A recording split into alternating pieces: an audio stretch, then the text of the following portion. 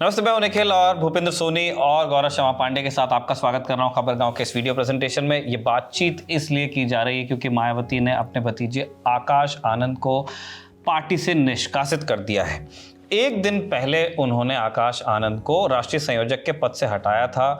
ये बात जब तक कि हम प्रोसेस करते उससे पहले ही आज एक पब्लिक डिस्प्ले ऑफ अफेक्शन का उल्टा डिसअफेक्शन हुआ है। आकाश आनंद ने अपनी पोजीशन को एक्सप्लेन करने की कोशिश की, उसके बाद मायावती की ओर से सोशल मीडिया पर इस तरह की बातें लिखी गई जिससे अंदाजा हुआ कि चीजें कितनी खराब हो गई हैं। भूपेंद्र, मैं पहले चाहता हूं कि आप फैक्ट्स स्टेट कर दें इस इवेंट के, और उसके बाद फिर जो हमारे एक्सपर्ट हैं हर मामले के, expert of everything Gaurav UP से आते भी हैं, देखते रहते हैं यूपी की पॉलिटिक्स को, तो हम उनके इनसाइट्स लेंगे, पर हम चाहते हैं कि पहले आप फैक्ट्स को स्टेट कर दें। देखिए, फैक्ट्स इतने कुछ है नहीं इस पूरे मामले में। मामला सिर्फ इतना है कि मायावती अपने भतीजे से नाराज चल रही थी, ठीक है ना। आकाश आनंद नाम है उनका, सब जानते हैं। और इस दौरान बहुत सी चीज़ें ऐसी बाहर निकल कर आ रही थी पार्टी की अंदरूनी इकाइयों की तरफ से, या कहें पार्टी के जो बड़े बड़े लीडर्स हैं वो मायावती के जो करीबी हैं उनकी तरफ से मायावती को ये बताया जा रहा था कि आकाश आनंद किस तरह से चीज़ों को जो है वो अपने कंट्रोल में लेने की कोशिश कर रहे हैं। और ये मामला जो है सिर्फ राजनीति से ही जुड़ा हुआ नहीं है, ये पारिवारिक विवाद भी इसमें बाहर निकल कर आ रहा है, जिसमें अशोक सिद्धार्थ जो हैं, जो आकाश आनंद के ससुर हैं, उनका निष्कासन जो अभी कुछ ही शायद दिनों या महीने पहले हुआ है उनका निष्कासन, तो वो अभी चल ही रहा था पूरा डिस्प्यूट। उसके साथ ही अभी आकाश आनंद को कल जो है उन्होंने पार्टी कोऑर्डिनेटर, नेशनल कोऑर्डिनेटर पद से हटा दिया। अब ये हो क्या रहा है कि उन्होंने पहले ये बयान दिया कि वो अभी मैच्योर नहीं है उतने। अब मायावती ने जब ये उनको कहा कि हटाया जा रहा है, उस दौरान उनका जो मेन मुद्दा था वो यही था कि वो पॉलिटिकली अभी इमैच्योर है। ये एक मेन वर्ड था जो उनकी बातचीत में, उनके ट्वीट्स में दिखाई दिया उनके निष्कासन को लेकर। अब ये इमैच्योरिटी आई कहां से भी कहा था ये मायावती ने। ये पहली बार नहीं हुआ है कि आकाश आनंद को पार्टी से हटाया गया। 7 मई 2024 को भी उनको पार्टी से हटाया गया था, और ये लोकसभा चुनाव के दौरान की बात है। आकाश आनंद को जब हम देखते हैं, मतलब जब उनका पार्टी में और एक तरीके से जब उनको इस तरीके से प्रोजेक्ट किया गया कि वो मायावती के उत्तराधिकारी हैं, मायावती के बाद वो बसपा की कमान वही संभालेंगे, उन्हीं के हाथ में आएगा, क्योंकि एक हम अपने जो भारतीय राजनीति है उसमें देखते हैं कि परिवार के पास ही अधिकतर पार्टी का जाता है। हालांकि मिशन कहते हैं बहुजन समाज पार्टी को, एक पार्टी नहीं मूवमेंट की तरह उसको जो है पोर्ट्रे किया जाता है। आकाश आनंद लंदन से पढ़कर लौटे हैं, मायावती भतीजे, उनके छोटे भाई आनंद कुमार हैं, उनके बेटे हैं, और उनके एक और भाई हैं ईशान आनंद, तो उनकी भी एंट्री हुई है। तो जब 2023 में आकाश आनंद की पॉलिटिक्स में एंट्री होती है, उनको कोऑर्डिनेटर बनाया जाता है और उनको जिम्मेदारी दी जाती है। पश्चिमी उत्तर प्रदेश में हम देखते हैं कि आकाश आनंद की रैलियां होनी शुरू होती हैं, जहां पर चंद्रशेखर जो भीम आर्मी के संस्थापक हैं और एक जिनको ये कहा जा रहा है कि वो तेज़ी से उस पूरे पॉलिटिक्स को कवर करते हैं जिसको बहुजन समाज पार्टी लंबे समय से जो है वो लीड करती रह आई है। तो आकाश आनंद की कुछ रैलियां होती हैं, लेकिन आकाश आनंद नेशनल मीडिया में उनका चेहरा दिखना तब शुरू होता है जब 2024 के लोकसभा चुनाव आते हैं। उनकी रैलियां शुरू होती हैं और वो बहुत ही आक्रामक अंदाज में, जैसे उनकी रैली हुई गाजियाबाद में, चूँकि उत्तर प्रदेश में जब चुनाव शुरू होता है तो पश्चिमी उत्तर प्रदेश की तरफ से चुनाव शुरू होता है, तो उनकी रैलियां जब गाजियाबाद में, आगरा में, बरेली में, तो इधर साइड उन्होंने मतलब जितना अटैक उनका चंद्रशेखर पर होता था, अखिलेश यादव पर, समाजवादी पार्टी पर होता था, उससे बहुत ज़्यादा उनका अटैक होता था भारतीय जनता पार्टी पर, जो हम उतने आक्रामक तरीके से मायावती के जो प्रेस कॉन्फ्रेंस होते हैं, उनकी जो प्रेस रिलीज होती हैं उसमें नहीं देखते। तो जब आकाश आनंद के क्लिप्स वायरल होने लगे जिसमें वो कहते हैं कि जो ये हमने इनको इसलिए वोट नहीं दिया था कि हमको 80 करोड़ लोगों को राशन देकर आए, अगली बार से जब ये राशन लेके आए तो खाली थैला इनके मुंह पर फेंक देना, ये उस तरह की कल्चर लाना चाहते हैं जैसे जो है तालिबान का है, ये तालिबान के डर्रे पर चलने वाली पार्टी आतंकवादियों की पार्टी है। इस तरीके के बयान आने शुरू हुए कि ये पेपर लीक को लेकर जो उत्तर प्रदेश में तमाम बुलडोजर जो चल रहा था उसको लेकर जो दलित युवाओं पर FIR हो रहे थे उनको लेकर एक बहुत ही आक्रामक तरीके से। उसके बाद जब आकाश आनंद के बयान वायरल होने लगे, लोगों की प्रतिक्रिया उस पर आने लगी, तो उसके बाद 7 मई 2024 को बहुजन समाज पार्टी की ओर से एक प्रेस रिलीज जारी की गई जिसमें ये कहा गया कि आकाश आनंद अभी अपरिपक्व हैं और उनको जो है ड्रॉप किया जाता है, उनको जो है उनके पद से हटाया।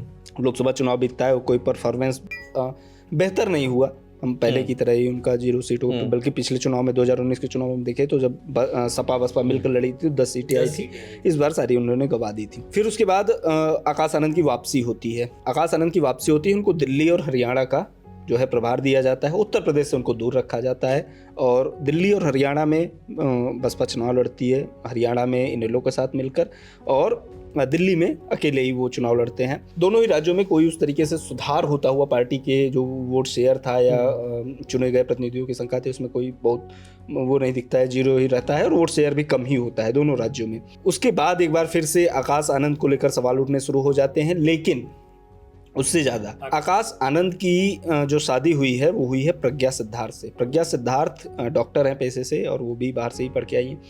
उनके पिता जो हैं अशोक सिद्धार्थ, वो भी बहुजन समाज पार्टी से जुड़े हुए रहे हैं, वो MLC रहे हैं और अपनी नौकरी छोड़कर बहुजन समाज पार्टी में शामिल हुए थे, MLC बने, फिर उसके बाद 2016 से 2022 तक राज्यसभा के सांसद रहे। अशोक सिद्धार्थ मायावती के बहुत करीबी लोगों में गिने जाते हैं, जैसे कभी नसीमुद्दीन सिद्दीकी गिने जाते थे, स्वामी प्रसाद मौर्य गिने जाते थे, इंद्रजीत सरोज गिने जाते थे, मुनकाद अली गिने जाते थे। उसी तरीके से अशोक सिद्धार्थ भी मायावती के सबसे करीबी लोगों में गिने जाते थे। उनको दक्षिण भारत रिश्ता होने से पहले की बात, हाँ रिश्ता होने के पहले की बात है, मतलब मीडिया रिपोर्ट्स की माने तो 2008 में मायावती ही उनको पार्टी में लेकर आई। अच्छा, तो 2008 में मायावती उनको पार्टी में लेकर आई, तब ये आई डॉक्टर हुआ करते थे। इन्होंने अपना पेशा छोड़ा, मतलब आकाश नौकरी छोड़ी का विवाह जब उनकी बेटी से हुआ उससे पहले से, बहुत पहले, मतलब आकाश मार्च 2023 में हुई है अभी और मैं 2007-8 की बात कर रहा हूँ और उस वक्त मायावती ने इनको MLC बनवाया। तो 2016 के बाद ये वहाँ राज्यसभा सांसद भी रहे हैं BSP की तरफ से, 2022 तक इनका टेन्योर था पूरा। और ये एक तरह से मायावती के सेकंड राइट हैंड ही माने जाते थे, जिस तरह से मायावती के ब्रदर हैं, ठीक है, आकाश आनंद के जो पिता हैं। तो इस तरह से इनका जो मायावती के साथ नज़दीकी थी बहुत ज़्यादा है। मैं कुछ ट्वीट्स देख रहा था जो अशोक सिद्धार्थ ने किए हैं अपने X पे ही। उन्होंने एक बहुत पुरानी एक मैगजीन का एक कवर की फ़ोटो डाली है जिसमें कांशीराम दिख रहे हैं, कांशीराम के लेफ्ट में मायावती है और राइट में अशोक सिद्धार्थ। तो अशोक सिद्धार्थ बहुत पुराने नेता रहे हैं, हालांकि पहले वो पार्टी के मूवमेंट के साथ जुड़े रहे होंगे, लेकिन जो सक्रिय राजनीति थी वो 2007-8 के आसपास इन्होंने सक्रिय राजनीति में कदम रखा। लेकिन वो फोटो देखने के बाद मैं गौरव से इस वीडियो से पहले भी डिस्कशन कर रहा था कि कहीं ना कहीं जब नेता ऐसी फोटोज डालते हैं तो वो ये बताने की भी इनडायरेक्टली कोशिश कर रहे होते हैं कि जो कांशीराम जिन्होंने इस पूरी पार्टी को बनाया, खड़ा किया, मायावती को उस जगह पहुंचाया, उनके राइट में कभी मैं भी था। तो ये कुछ ना कुछ एक पॉलिटिकल मैसेजिंग का भी मसला रहता है, वो कितनी होगी ये सिर्फ कयास लगाए जाते हैं, लेकिन वो फोटो देखकर मुझे वही फील हुआ कि हाँ ये पुराने आदमी है पार्टी में।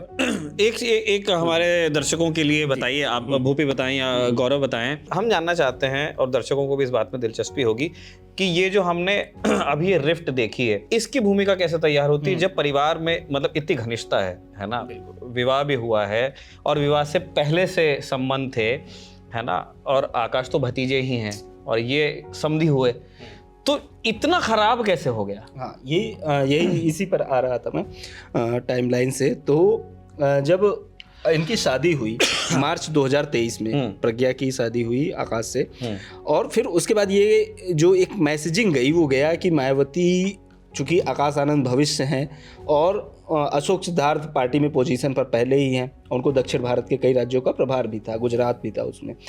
तो इसमें ये हुआ कि एक के बाद एक बहुत सारे नेता निकाले जा रहे थे, तो अशोक सिद्धार्थ लगातार बने हुए, अशोक सिद्धार्थ ही हैं जिन पर मायावती सबसे ज़्यादा भरोसा करती हैं। उसी दौरान जब ये कहा जाने लगा कि इस शादी की वजह से, जो शादी हुई या रिश्ता हुआ, इसकी वजह से उनकी पावर और बढ़ेगी पार्टी में अशोक सिद्धार्थ की, उसी समय उनके खिलाफ इस तरह की शिकायतें आने लगी कि जो पैरेलल सिस्टम वो पार्टी के अंदर ही खड़ा करने लगे हैं और अपने लेवल पर हैंडल कर रहे हैं चीज़ों को, जबकि हम जानते हैं समूह मायावती किस तरीके से पार्टी चलाती हैं, वो सिंगल हैंडेड करती हैं और अपने तरीके से चीज़ों को कंट्रोल करती हैं। वो तस्वीरें उत्तर प्रदेश के लोग भूले नहीं हैं जहाँ पे आप किसी बैकग्राउंड से आए और आप कुछ भी हों, लेकिन बसपा के लोग उस भाषा में बात करते थे कि बहन जी से मिलना है तो वो जो भी उनके लिए भेंट लाए उसके साथ में पाँव छूना पड़ता था भाई। बिल्कुल। तो 7 फरवरी को एक और शादी थी प्रज्ञा के भाई की यानी आकाश के साले की और अशोक सिद्धार्थ के बेटे की। मतलब उनकी शादी थी आगरा में, 7 फरवरी को ये शादी थी अभी 2025 में। उस शादी में हाईकमान की ओर से कहा गया, इस तरीके की खबरें आई मीडिया रिपोर्ट्स के मुताबिक कि कोई जाएगा नहीं, पार्टी से जुड़ा हुआ जो भी नेता हैं, जो भी प्रतिनिधि हैं, कोई नहीं जाएगा। और एक आंतरिक व्हिप जारी हुआ। आंतरिक व्हिप ही कह सकते हैं उसको, क्योंकि इस तरह के पहले भी है। ये एक बहुत दिलचस्प किस्सा भी है, मैं वो भी आपको बता देता हूँ। मुनकाद अली कभी बहुत करीबी इसी तरीके से हुआ करते थे मायावती के ही, और उनकी लड़की जो है मुनकाद अली, जो कि बसपा के नेता थे, उनकी लड़की सपा की नेता थी। वो जो है मीरापुर में उपचुनाव हुआ था, वहाँ से सपा के टिकट पर चुनाव लड़ रही थी। और उनके लड़के की शादी में दोनों पार्टियों के बहुत सारे लोग गए, दोनों तरफ के भी लोग गए, और उसमें भी इस तरीके से कहा गया। उस पर तो मायावती ने बाकायदे ट्वीट किया। उसकी शादी के बाद मुनकाद अली को पार्टी से निकाल दिया गया। और 6 दिसंबर का ये ट्वीट है मायावती का कि अवगत कराना है कि Shri Munkad Ali BSP ex MP के लड़के की शादी में पार्टी के लोगों को इसलिए रोका गया क्योंकि उनकी लड़की मीरापुर से सपा विधानसभा का उपचुनाव लड़ रही थी, जिनके खिलाफ बीएसपी भी यह उपचुनाव लड़ रही थी। ऐसे में शादी में दोनों पार्टियों के लोगों के आपस में टकराने की आम चर्चा थी। उससे बचाने के लिए पार्टी को फिर से मजबूरी में कदम उठाना पड़ा, लेकिन इसे दूसरे तरीके से प्रचारित किया जा रहा है, जो यह ठीक नहीं है। इसी प्रकार एक और शादी का उदाहरण दिया गया कि इस तरीके से निकाला गया। मतलब ये शादी में जाना, ये पहले भी इस तरीके का आदेश आ चुका था। तो लेकिन उस शादी में लोग गए। कौन से लोग गए? जो अशोक सिद्धार्थ के करीबी थे, जो आकाश आनंद के करीबी, जो दक्षिण भारत से आने वाले नेता थे, कोऑर्डिनेटर, जहाँ का एक काम देख रहे थे, वो गए। और नितिन सिंह नाम के एक पूर्व सांसद है, वो भी गए थे। उनको भी पार्टी से कुछ 12 फरवरी को निकाल दिया गया। अशोक सिद्धार्थ को भी पार्टी से निकाल दिया गया। इस शादी में मायावती नहीं गई, आकाश आनंद के जो पिता हैं आनंद कुमार, वो भी नहीं गए, लेकिन आकाश आनंद गए थे। तो नेशनल कोऑर्डिनेटर जो है बहुजन समाज पार्टी के गए थे। तो इसके 5 दिन बाद 7 फरवरी को शादी हुई। और इसके बाद कहा जाता है कि जो कोऑर्डिनेटर्स आए थे पार्टी से, उन्होंने लखनऊ में मुलाकात भी की। लखनऊ में या दिल्ली में जहाँ भी मुलाकात की हो, मायावती से मुलाकात भी की, जिसके बाद उन्होंने ये एक्शन लिया। तो उन्होंने जो है 12 फरवरी को ये ट्वीट किया कि बीएसपी की ओर से खासकर दक्षिणी राज्यवाद के प्रभारी रहे डॉक्टर अशोक सिद्धार्थ, पूर्व सांसद व श्री नितिन सिंह, जिला मेरठ को चेतावनी के बावजूद भी गुटबाजी आदि की पार्टी विरोधी गतिविधियों में लिप्त होने के कारण पार्टी के हित में तत्काल प्रभाव से पार्टी से निष्कासित किया जाता है। माफ करिएगा, नितिन सिंह सांसद नहीं रहे हैं, वो जिला मेरठ के नेता रहे। तो नितिन सिंह और अशोक सिद्धार्थ को, तो फिर ये कहा गया कि अशोक सिद्धार्थ जो अपने एक तरीके से समधी को ही मायावती ने पार्टी से निकाल दिया गया, उससे उस दौरान भी काफ़ी चर्चाएं चली। इसके बाद 16 फरवरी को एक ट्वीट और आया। 16 फरवरी को मायावती ने क्लियर कर दिया कि आकाश आनंद उनके उत्तराधिकारी नहीं होंगे। मायावती की ओर से ट्वीट किया गया कि बीएसपी देश में बाबा साहेब डॉक्टर भीमराव अम्बेडकर के मानवतावादी आत्मसम्मान व स्वाभिमान के कर्मा को सत्ता तक पहुंचाने मानवर श्री कांशीराम जी द्वारा सब कुछ त्याग कर स्थापित की गई पार्टी वो मूवमेंट जिसमें स्वार्थ, रिश्ते, नाते आदि महत्वहीन अर्थात बहुजन हित सर्वोपरि है। इसी क्रम में मानवर श्री कांशीराम की शिष्या व उत्तराधिकारी होने के नाते उनके पद चिन्हों पर चलते हुए मैं भी अपनी आखिरी सांस तक हर कुर्बानी देकर संघर्ष जारी रखूंगी, ताकि बहुजन समाज के लोग राजनीतिक गुलामी व सामाजिक लाचारी के जीवन से मुक्त होकर अपने पैरों पर खड़ा हो सकें। अतः मानवर श्री कांशीराम जी की तरह मेरे जीते जी भी पार्टी व मूवमेंट का कोई भी वास्तविक उत्तराधिकारी तभी जब वह भी श्री कांशीराम के अंतिम सांस तक उनकी शिष्या की तरह पार्टी व मूवमेंट को हर दुख तकलीफ उठाकर उसे आगे बढ़ाने में पूरे जी जान से लगातार लगा रहे। तो ये 16 फरवरी को उनकी ओर से ट्वीट किया गया, यानी कि आज से करीब 15-20 दिन पहले। तो ये क्लियर हो गया कि आकाश आनंद को लेकर उतनी श्योरिटी अभी भी नहीं है मायावती की ओर से, और जो बात कही जा रही थी कि मैच्योरिटी वाली, वो अभी भी नहीं। अब ये बाहर की बात है कि मैच्योरिटी और उनको श्योरिटी नहीं है, लेकिन अंदर परिवार में क्या हुआ जिसका रिफ्लेक्शन पार्टी के नेतृत्व को लेकर चल रहा था, यहाँ पे। लेकिन गौरव, मैं सामने नहीं है। छोटी जरूर जोड़ूंगा मैच्योरिटी की, जो हम बात कर रहे हैं।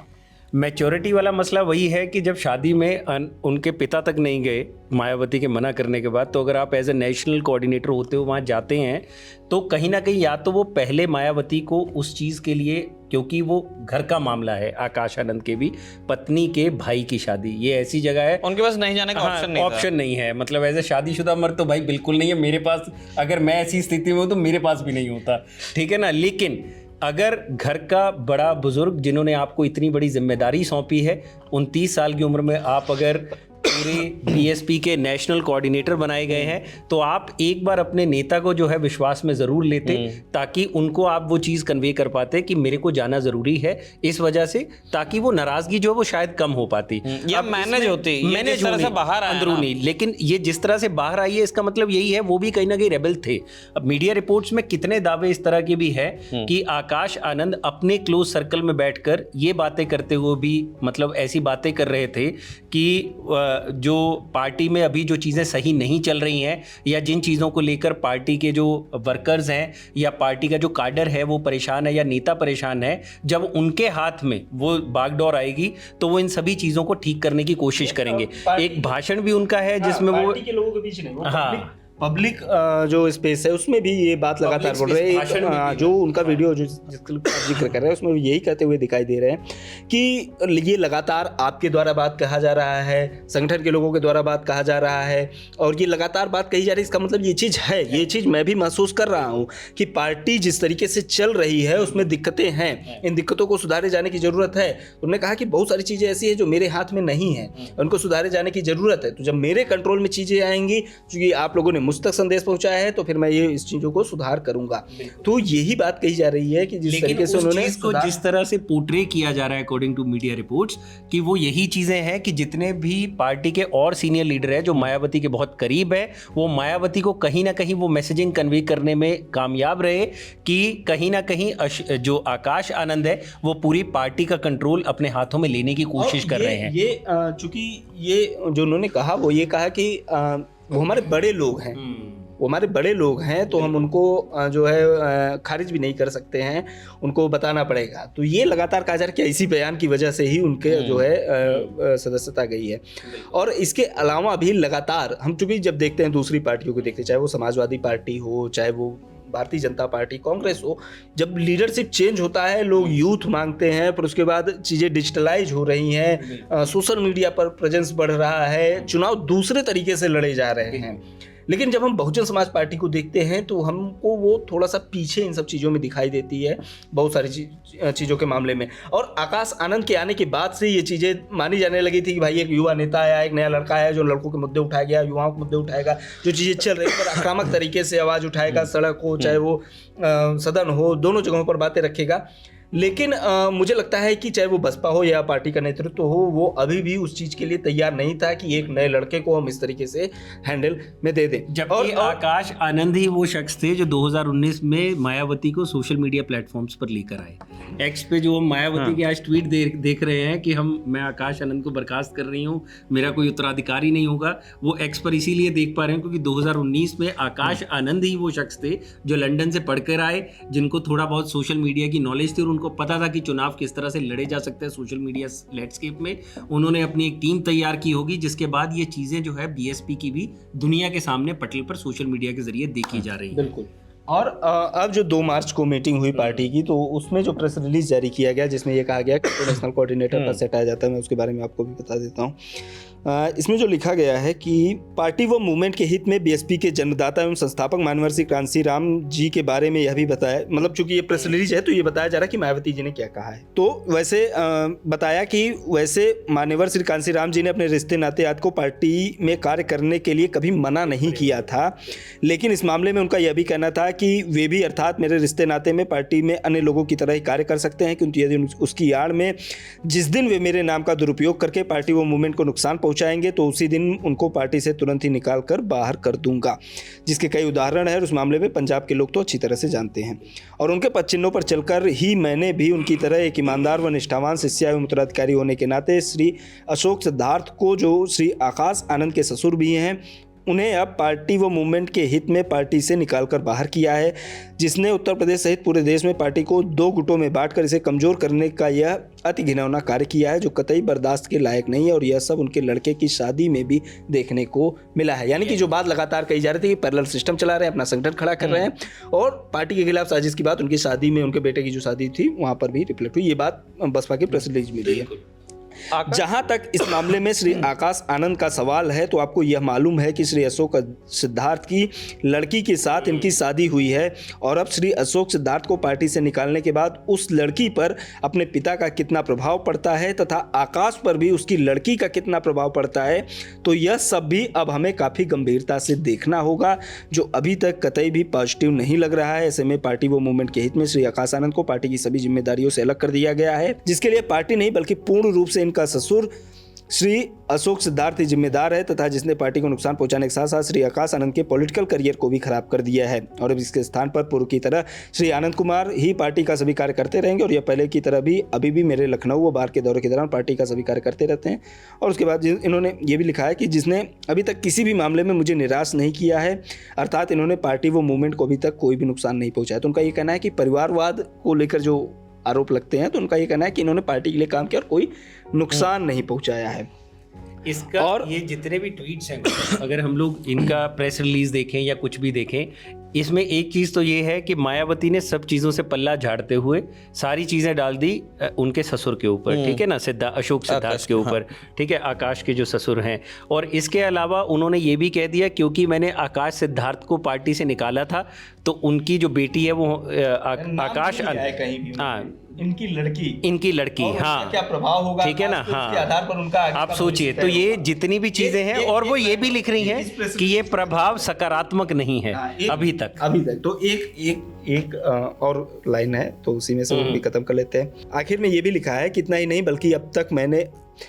बल्कि अब मैंने खुद भी यह फैसला लिया है कि मेरे जीते जी व मेरे आखिरी सांस तक भी पार्टी में मेरा भी कोई उत्तराधिकारी नहीं होगा, जिस फैसले का पार्टी के लोगों ने दिल से स्वागत किया। तो ये सबसे अहम है, हाँ, मायावती के बाद कौन, हाँ बिल्कुल। और फिर इसके बाद जो कुछ भी हुआ, तो इसके बाद क्या हुआ कि आकाश आनंद की ओर से एक सफाई आई, चारों तरफ ये चीजें चलने लगी कि क्या हुआ है। तो आकाश आनंद की ओर से एक लंबा पोस्ट किया गया कि मैं परम पूज्य आदरणीय बहन कुमारी मायावती जी का कैडर हूँ, उनके नेतृत्व में मैंने त्याग, निष्ठा, समर्पण के कभी न भूलने वाले सबक सीखे और मेरे लिए केवल एक विचार नहीं बल्कि जीवन का उद्देश्य है।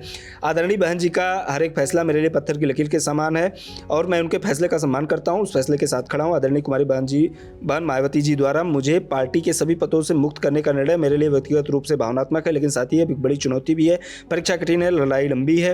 ऐसे कठिन समय में धैर्य और संकल्प ही सच्चे साथी होते हैं। बहुजन मिशन और मूवमेंट के एक सच्चे कार्यकर्ता की तरह मैं पार्टी और मिशन के लिए पूरी निष्ठा से काम करता रहूंगा और अपने आखिरी सांस तक समाज के हक की लड़ाई लड़ता रहूंगा। कुछ विरोधी दल के लोग ये सोच रहे हैं कि पार्टी के इस फैसले से मेरा राजनीतिक करियर समाप्त हो गया। उन्हें समझना चाहिए कि बहुजन मूवमेंट कोई करियर नहीं बल्कि करोड़ों दलित, शोषित, वंचित और गरीबों के आत्मसम्मान व स्वाभिमान की लड़ाई है। यह एक विचार है, एक आंदोलन जिसे दबाया नहीं जा सकता। इस मसाल को जलाए रखने के लिए, अपना सब कुछ न्यौछावर करने के लिए लाखों आकाश आनंद हमेशा तैयार है। अब इसमें दो चीज़ें कही गई, एक तो ये कि पॉलिटिकल करियर मेरा खराब हो जाए, कुछ लोग ऐसा लगता है, जबकि जो है मेरे लिए करियर का नहीं। दूसरा ये कि इसे दबाया नहीं जा सकता। और दोनों ही बातें, इन बातों से ना बहुत करियर, हाँ, जो इन्होंने कहा कि पॉलिटिकल करियर, तो किसने कहा? मायावती ने ही अपने प्रेस रिलीज में ही कहा है पॉलिटिकल करियर को खराब कर रहे हैं। तो इसी को जो अगला ट्वीट आया मायावती की ओर से, चूंकि हम देखते हैं कि कहा जाता है कि बसपा का कैडर बहुत अनुशासन वाला होता है, वो सवाल नहीं उठाता। इस जवाब को एक तरीके से नाफरमानी माना गया और ये कहा गया कि एक जवाब देने की कोशिश।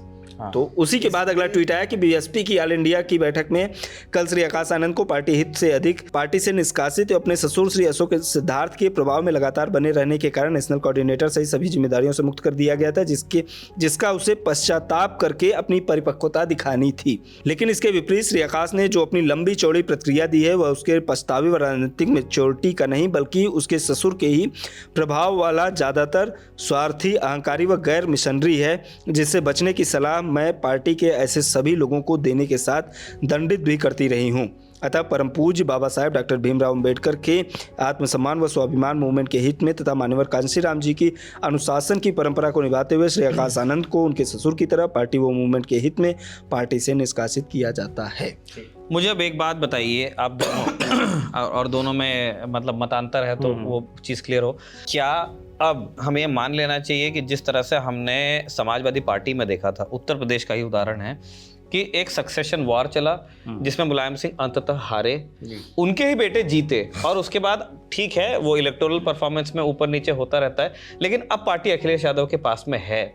अब इस बात को लेकर के कोई कंफ्यूजन नहीं है, ना चाचाओं में है ना उनके भाइयों में है कि पार्टी किसकी है और पार्टी के मुखिया कौन है, और अब मोर और लेस वो ऑन ट्रैक आ गए हैं। अब वो इलेक्टोरल सक्सेस अलग अलग चल रही है। क्या यही स्थिति हम बसपा में देख रहे हैं अभी? क्या इसे इस तरह से देखना चाहिए? 2, अगर ऐसा भी नहीं है और इस तरह से प्रोवोक होके बड़े बड़े नेता एक दूसरे को पब्लिकली इस तरह की बातें कहते रहेंगे, तो क्या ये बसपा के लिए बिगिनिंग ऑफ द एंड जिसे कहा जाता है वो है? देखिए, इसमें एक चीज़ तो सबसे पहले मैं ये जोड़ूंगा कि आकाश आनंद मायावती के बेटे नहीं है, ठीक है ना। वो जो खून को आवाज़ मारता है ना, जिसके लिए धृतराष्ट्र का उदाहरण दिया जाता है कि अगर भाई के बच्चों की सुन ली होती तो शायद महाभारत ना होता, तो अभी वो भाई का बच्चा है, ठीक है ना। तो अभी वो वाला मसला नहीं है कि एक सक्सेशन वॉर शुरू हो गया है या चीज़ें हैं, क्योंकि एक चीज़ हमको जो क्लियरली समझनी चाहिए वो ये है कि मायावती ज़मीन से जुड़ी हुई नेता रही, ठीक है। उन्होंने कांशीराम के साथ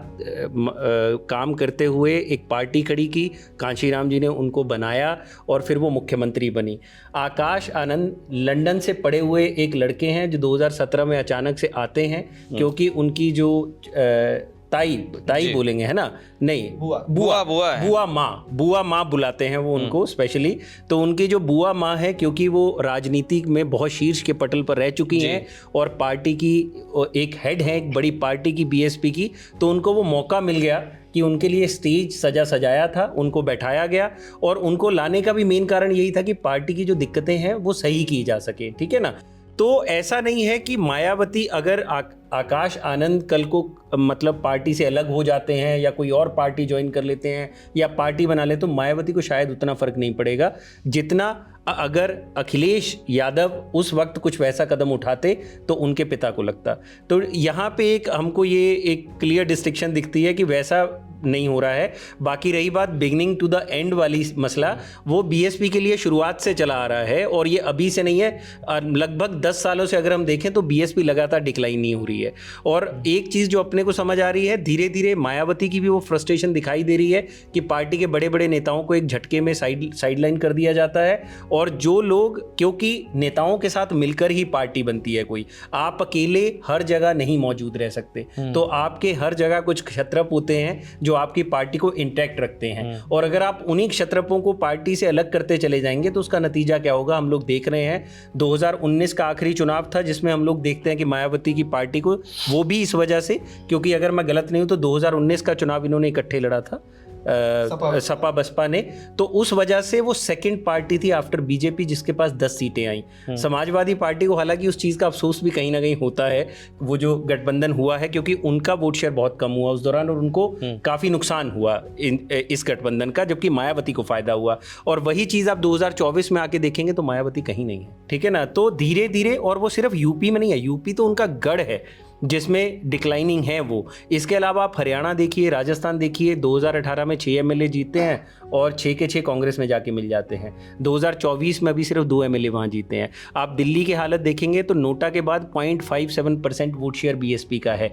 पंजाब में बीएसपी एक ऐसी पार्टी मानी जाती थी, वोट कटुआ एक बहुत खराब शब्द होता है किसी पार्टी के लिए, लेकिन उसका एक वोट परसेंटेज रहा है, ठीक है ना, जो कांग्रेस को हमेशा डेंट करता रहा है। और आज के टाइम में वहाँ पर भी बीएसपी का वोट शेयर कोई उतने अच्छे तरीके से नहीं है प्रोजेक्टेड, और हरियाणा में तो हालात उससे भी ज़्यादा खराब है, 1.86%। तो बीएसपी, जिसको बोला जाता था कि पूरे हिंदुस्तान में दलितों की एक आवाज़ वाली पार्टी है, उसका वोट शेयर धीरे धीरे डिक्लाइनिंग है हर स्टेट में इंक्लूडिंग यूपी। तो बिगिनिंग टू द एंड गौरव मेरे से सहमत नहीं है इस चीज़ को लेकर, क्योंकि हर पार्टी रिवाइव करती है। भाजपा ने 2 सीटें रह गई थी भाजपा की 1984 में, अगर देखें जनसंघ के बाद जब भाजपा बनी, और फिर वो 186 तक पहुंचे, फिर वो आज के टाइम में बहुत आगे तक निकल गए हैं और भाजपा का अभी के मामले में कोई तोड़ नहीं है। लेकिन उसके लिए चाहिए नेता। बीएसपी के पास अगर मायावती इतनी बड़ी कसम खा ले रही हैं कि मेरे जिंदा रहते हुए बीएसपी का कोई उत्तराधिकारी मैं घोषित नहीं करूंगी, तो फिर कैसे चलेगी पार्टी? बिल्कुल, ये एक बड़ा सवाल है कि मायावती के बाद कौन होगा वो नेता जो पार्टी को लीड करेगा, पार्टी को रिवाइव करेगा। अच्छा, कोई ये भी आप अपनी राय तो रखिएगा, जो भी मैंने पूछा भूपेंद्र ने अपना मत रख ही दिया, आप अपना बताइएगा। उसमें मैं ये भी जानना चाहता हूँ कि जितना आप अपनी समझ से बता सकें कि एक होता है काडर की डिमांड, जो हमको सपा वाले उदाहरण में दिखता है कि ठीक है, इस बात को लेकर कोई विवाद नहीं था कि मुलायम सिंह यादव बहुत बड़े नेता थे, जमीन से जुड़े और जीरो से आए हुए व्यक्ति थे, उनका कोई गॉडफादर नहीं था, उन्होंने सब बनाया था। उसके बाद सक्सेशन वॉर होती है बेटा ही का। लेकिन जो काडर था सपा का, उसके अंदर अखिलेश की एक धाक थी। लोग चाहते थे सपा के लोग कि यार भैया को दें।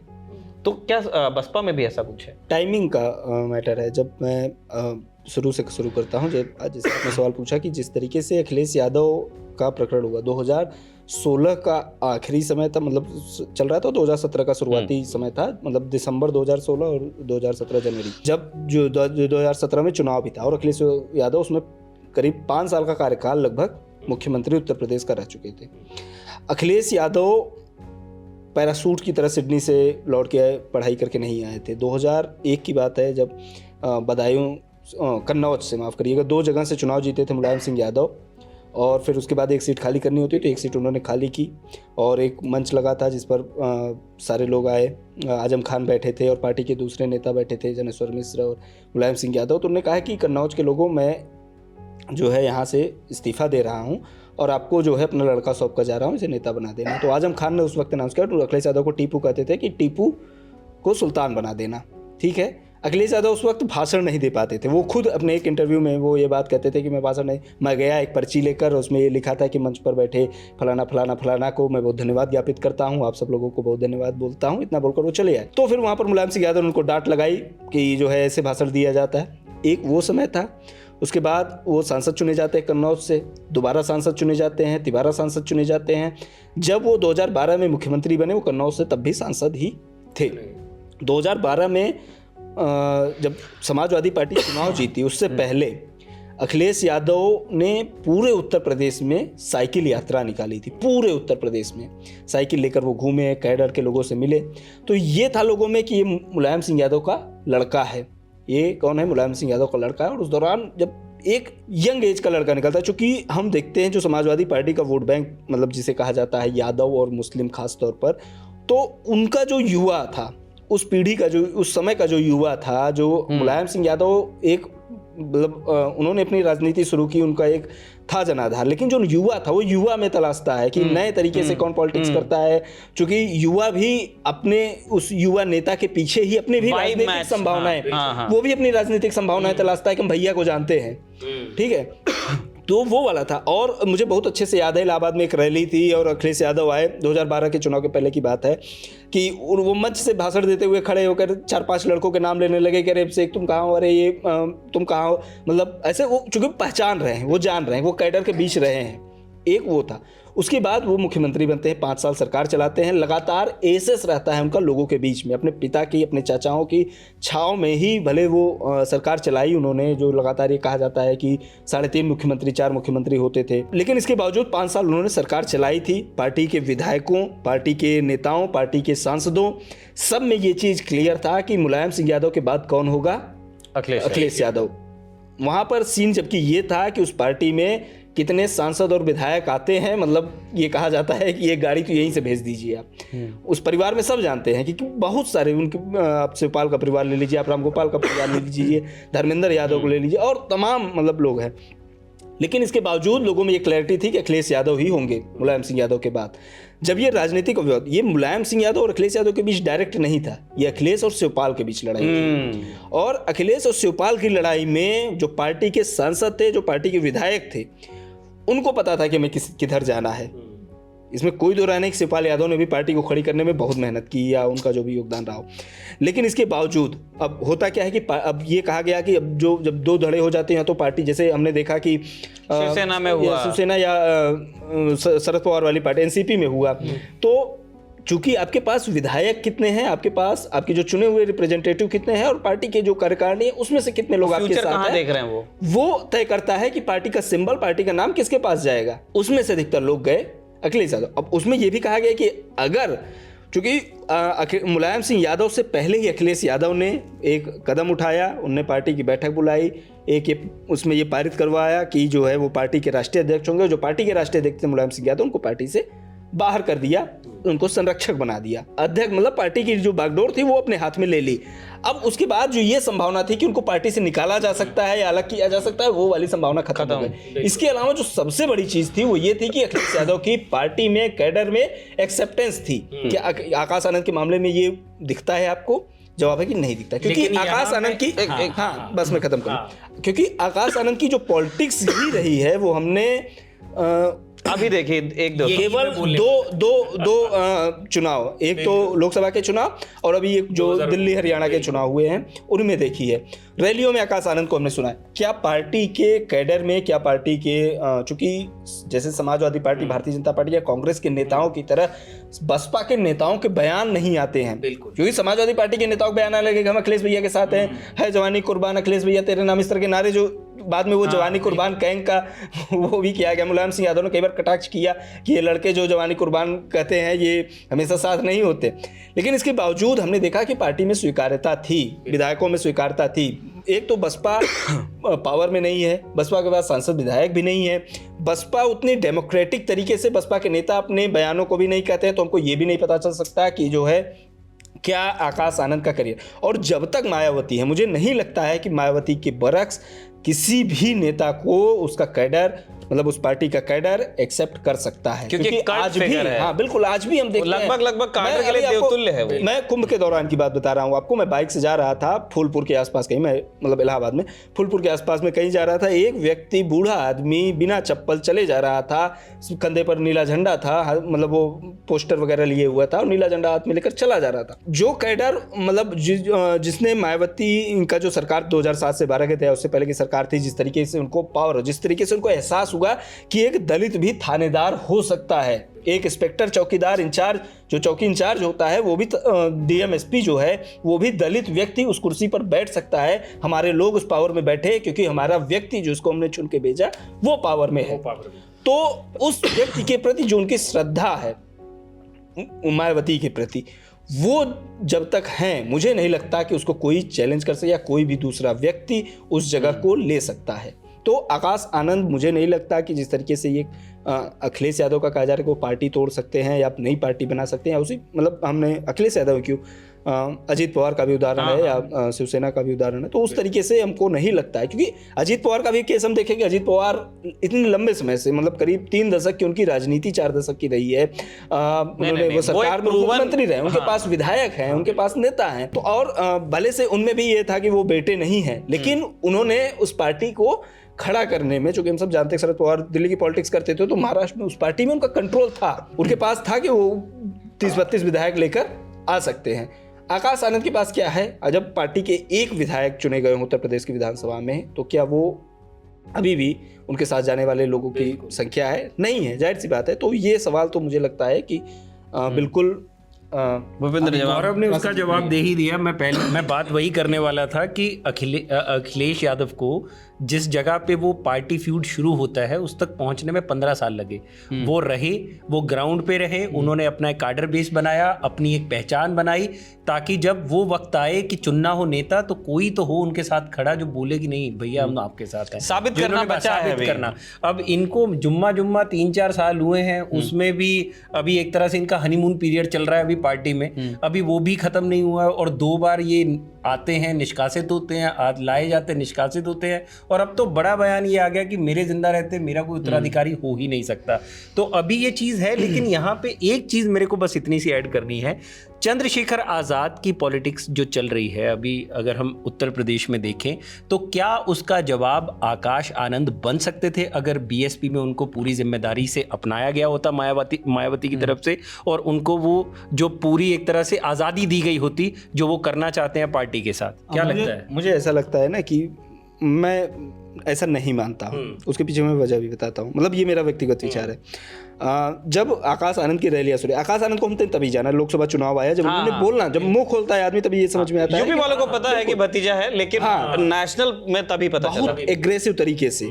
लेकिन मजा आता है सुनने में, अच्छा लगता है कि अरे यार। लेकिन वो इस चीज को लेकर खुद बोलते हैं कि कभी कभार मैं बहुत ज्यादा एग्रेसिव हो जाता हूँ, जो मेरे को बाद में रिग्रेट होता जब है। ये फटकार लगी उनको, फिर उसके बाद उनका ये बयान आया था। लेकिन बहुत अच्छा, उसके बाद भी हालांकि जब दिल्ली का चुनाव हुआ तो फिर उन्होंने कहा कि 5 साल, जब प्रधानमंत्री ने उसका उदाहरण किया था जो कॉलोनियाँ बनाई गई जुग्गी वालों के लिए, तो फिर उसके जस्ट बाद एक रैली थी तो आकाश आनंद उसमें कहते नजर आते कि 5 साल कहाँ थे आप, 5 साल आपको इनकी याद नहीं है। और बहुत एग्रेसिव तरीके से उसको सुनने में आनंद आता है, उसको सुनने में मज़ा आता है। लेकिन कैडर केवल आपके चुनावी रैलियों में भाषण सुनकर ही आनंदित होकर मतलब आपके साथ नहीं खड़ा होता है, आपको उसके साथ लड़ना होता है। और ख़ास तौर पर तब जब आपका कैडर जो है वो एक ऐसे समाज या ऐसे परिवेश में है कि उसके खिलाफ लगातार मतलब वो दबा हुआ है एक तरीके से, उसके साथ खड़े होने की आपको बहुत बार ज़रूरत पड़ती है।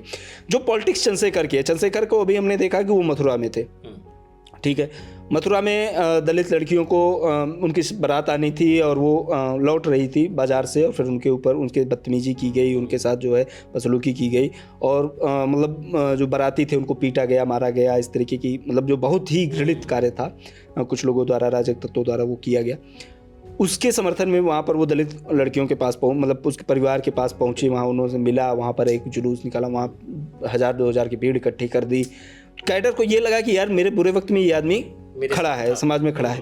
हालांकि जो बसपा की पॉलिटिक्स है वो इसके बहुत उलट है, और मायावती हो चाहे कांसीराम हो, वो हमेशा इन चीज़ों के विरोध में रहे कि आप बहुत एग्रेसिव तरीके से सड़क की पॉलिटिक्स मत करिए, आप जेल चले जाएंगे, आपके खिलाफ FIR हो जाएगी, आपके लोग पावर में नहीं है, आपके लोगों के पास संसाधन नहीं है, आप जेल से छूटने में और वो कानूनी कार्रवाई जो है उससे बचने में आपको बहुत नुकसान हो जाएगा, आपका करियर खराब हो जाएगा। तो फिर इन सब चीज़ों से आपको बचने की ज़रूरत है। और मायावती ही ये लगातार बात कहती रही हैं कि जो चंद्रशेखर आज़ाद की पॉलिटिक्स है, यही वजह बड़ी बताई जाती है कि वो उनसे दूरी बनाए रखती है। हालांकि इसकी एक वजह ये भी बताई जाती है कि उनसे मतलब खतरा है कि वो ओवरटेक कर लेंगे उनको।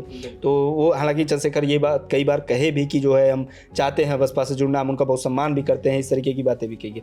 लेकिन क्या हम चंद्रशेखर और आकाश को एक तराजू में तोल सकते हैं? तो मुझे लगता है कि जहाँ से जो जीरो से शुरुआत की बात हमने, जैसे कि बहुत सारे नेताओं की बात हमने की, जैसे मायावती ने भी शुरुआत की, कांसीराम ने भी शुरुआत की, चंद्रशेखर की पॉलिटिक्स भी उसी तरीके से शुरू होती है।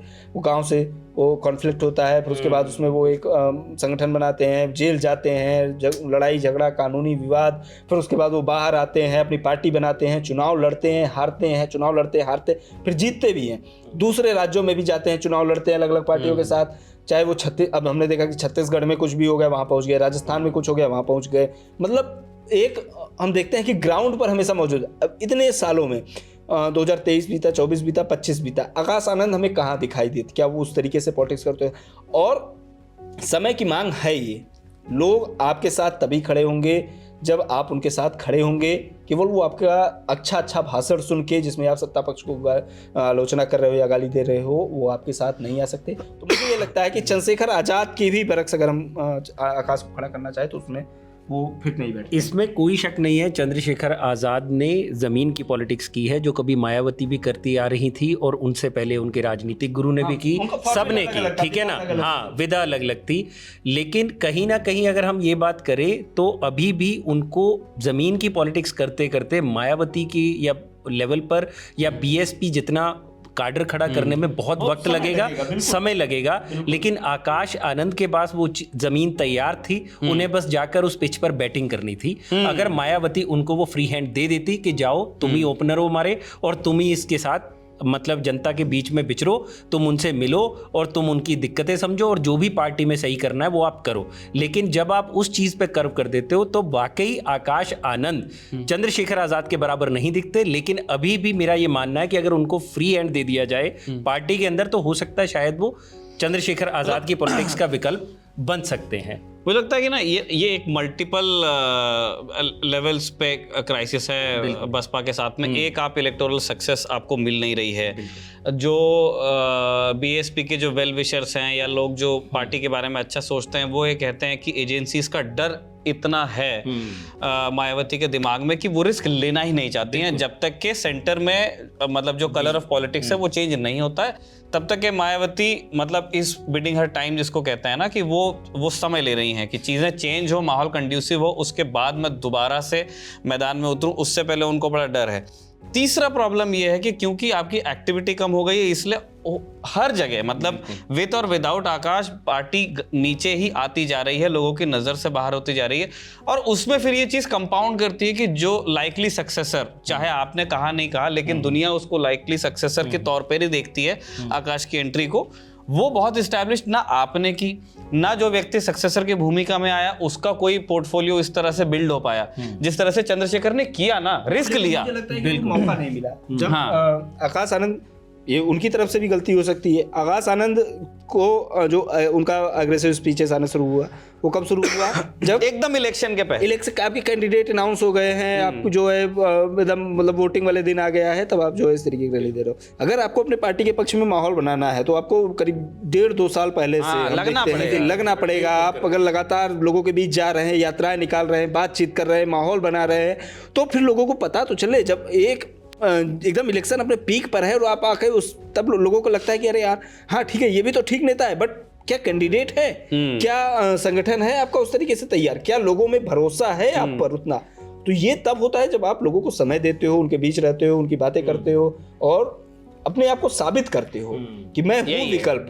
पॉलिटिक्स ऑफ एब्सेंस ना वही काम करती है। जैसे मैं छिंदवाड़ा से आता हूँ, तो छिंदवाड़ा में कमलनाथ कोई गली गली घूमने वाले नेता कमलनाथ कभी नहीं थे, है ना। वो लेकिन उन्होंने इस तरह का एक सिस्टम वहां पे क्रिएट किया। इंदिरा गांधी ने वहां उनको भेजा, गार्गी शंकर मिश्रा, उनके खिलाफ प्रोटेस्ट हुआ था, वो कांग्रेस के एमपी थे और बहुत ही खराब समय जो कांग्रेस का था उसमें गार्गी शंकर मिश्रा जीत के आते थे। लेकिन वो जो लोकल कांग्रेस का कार्डर था वो बड़ा परेशान था। दिल्ली आए, उन्होंने कहा मैडम ये तो नहीं हो पाएगा, चेंज किया उन्होंने। कब ऐसा कहा जाता है, मतलब ये एक अर्बन मिथ है कि इंदिरा गांधी ने कहा था कि जैसे संजय हैं और जैसे राजीव हैं वैसे ही मेरा एक लड़का कमलनाथ भी है, देख लेना। वो उसके बाद कमलनाथ इलेक्शन आ रहे ही नहीं। एक बार ये हुआ जब उन्होंने अपनी पत्नी वो वहां से जीती थी, जैन हवाला वाली बात है, और उसके बाद उन्होंने रेजिग्नेशन करा के उनको खुद फील्ड किया, वो इलेक्शन हारे क्योंकि फिर सुंदरलाल पटवा ने जाके इलेक्शन लड़ा था।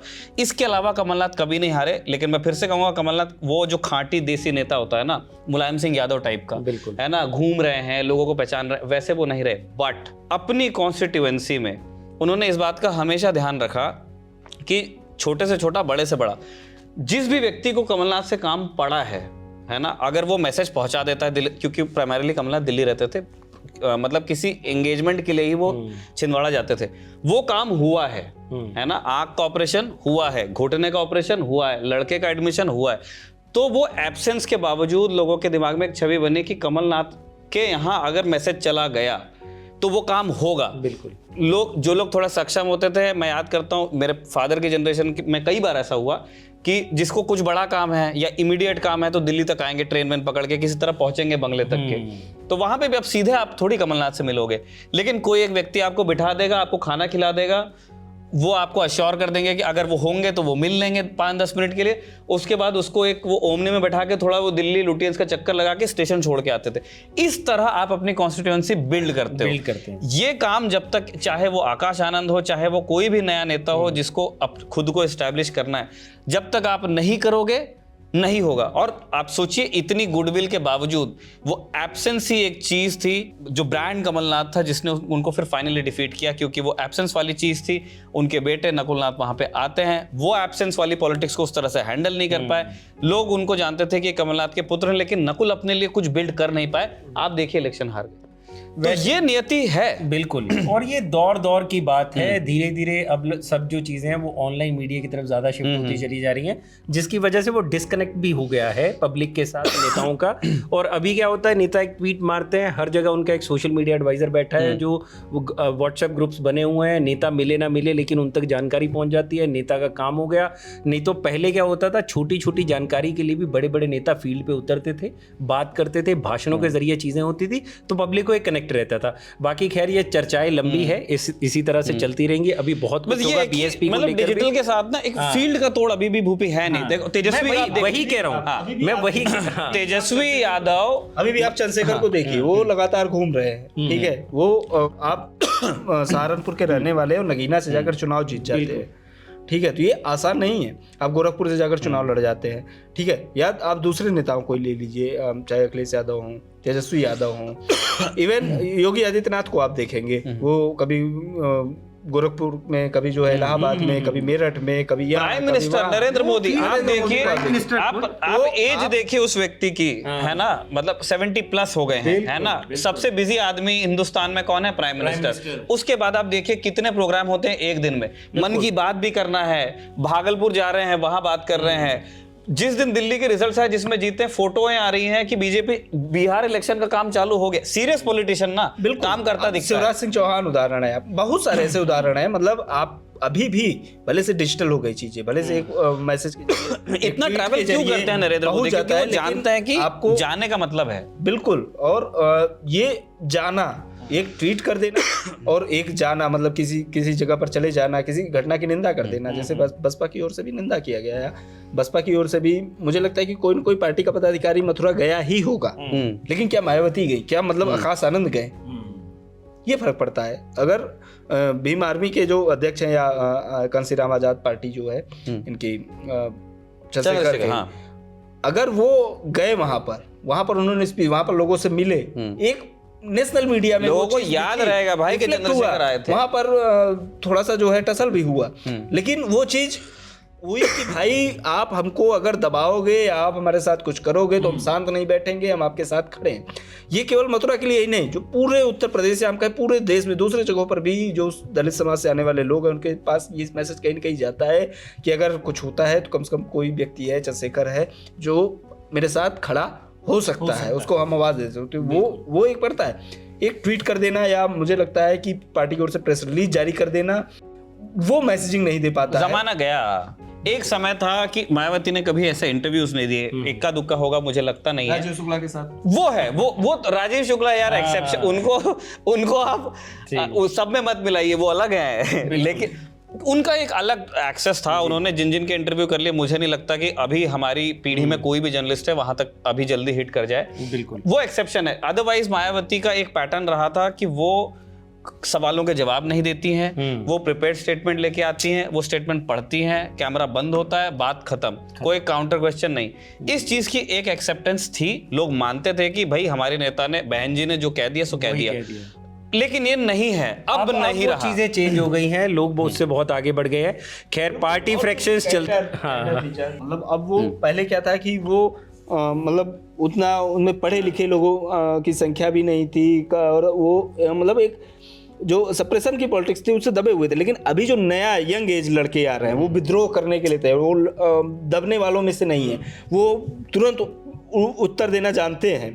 ठीक है, वो उन्होंने भी किताबें पढ़ी, उन्होंने भी संविधान पढ़ा, उन्होंने भी कानून जाने हैं, तो उनको पलट कर जवाब देना आता है। उन्हें पिक्चरें भी देखी है, टाइगर भी तो उनको कहीं ये खलता है, उनको कहीं ये खलता है कि जो हमारी नेता है वो क्यों चुप है, क्यों हमारे साथ नहीं खड़े। यही वजह है कि ये यूथ है वो बड़ी संख्या भीम आर्मी की तरफ जाता है। बाकी मतलब मेरी एक ट्रेन है, अभी हम लोग निकलेंगे, तो इस वजह से चर्चा को थोड़ा कंक्लूड करते हैं। मैं बहुत टाइम से एक डायलॉग समेटे बैठा हूं, मैंने कहा कि जब एंड होगा तो मैं जरूर बोलूंगा। तो ये जो आकाश आनंद का जितना भी मसला है, या किसी भी पार्टी में जब ऐसा फ्रैक्शन आता है, तो एक शब्द, एक लाइन उसके लिए परफेक्ट बैठते कि घुटना हमेशा पहले पेट की तरफ आता है भाई। ठीक है ना। तो जब भी ये फ्रैक्शन होता है, सबसे पहले जो नेता है उसका बेटा अगर उसके साथ फ्रैक्शन करता है, या जैसे मायावती के साथ हो रहा है, तो वो घुटना जब पेट की तरफ आएगा तो सबसे पहले बड़े लीडर की तरफ ही वो उंगली मुड़ती है या घुटना मुड़ता है, और उनकी छवि को वो धक्का लगता है कहीं ना कहीं, जब ऐसी चीजें होती है कि देखिए ये पूरी स्टेट चला रहे थे, अब इनसे अपना घर नहीं संभल रहा। एक इंडियन रिचुअल है, आप हम सबके घर पे देख लीजिए। मतलब जो फादर फिगर होता है घर में, फादर फिगर से मैं नहीं कह रहा सिर्फ फादर ही हो गया, जॉइंट फैमिलीज में कई बार आप चाचा या ताया, कोई एक व्यक्ति होता है जो फादर फिगर होता है फॉर दी फैमिली। ठीक है, तो वो चलाते हैं चीज़ों को। और उसके बाद में एक फिर जो अगली पीढ़ी आती है, फॉर एग्जांपल हमारी जो एज ग्रुप है, फिर उनसे एक एक्सपेक्टेशन होती है कि कोई लड़का या कोई लड़की इतनी बड़ी हो फैमिली में, चीज़ों को अपने हाथ में कंट्रोल में, और फिर धीरे धीरे वो जो फादर फिगर होता है या मदर फिगर होता है वो चीज़ें देने लगता है। तो एक succession is an Indian thing, हर जगह होता है, स्पेशली फैमिलीज में। इस चीज़ को फिगर आउट मायावती को करना ही पड़ेगा। इसके अलावा उनकी पार्टी का भविष्य है नहीं, चाहे वो आकाश हो, चाहे वो कोई और व्यक्ति हो। इस नोट पर हम इस बातचीत को कर रहे हैं कंक्लूड। हमें आप सभी दर्शकों का धन्यवाद करना है इस बातचीत को सुनने के लिए भी, और उस भरोसे के लिए भी जिसका नतीजा हम धीरे धीरे बढ़ते सब्सक्राइबर्स के नंबर में देख रहे हैं। एक माइलस्टोन हमने छू लिया है 1 लाख का। ये हमारी नहीं, हमारे दर्शकों का सक्सेस है। एक परिवार अब बना है। इसके आगे हमें बहुत दूर जाना है, उसके लिए हमें आपके साथ की ज़रूरत है। आप हमारे साथ बने रहिए, आपके आदेशों का पालन खबरगांव करता रहेगा, और जो आने वाले जितने आपके आदेश हैं उनके अनुपालन में हम क्या क्या आपके लिए लेके आएंगे वो सब यदि आप देखना चाहते हैं तो बने रहिए खबरगांव के साथ।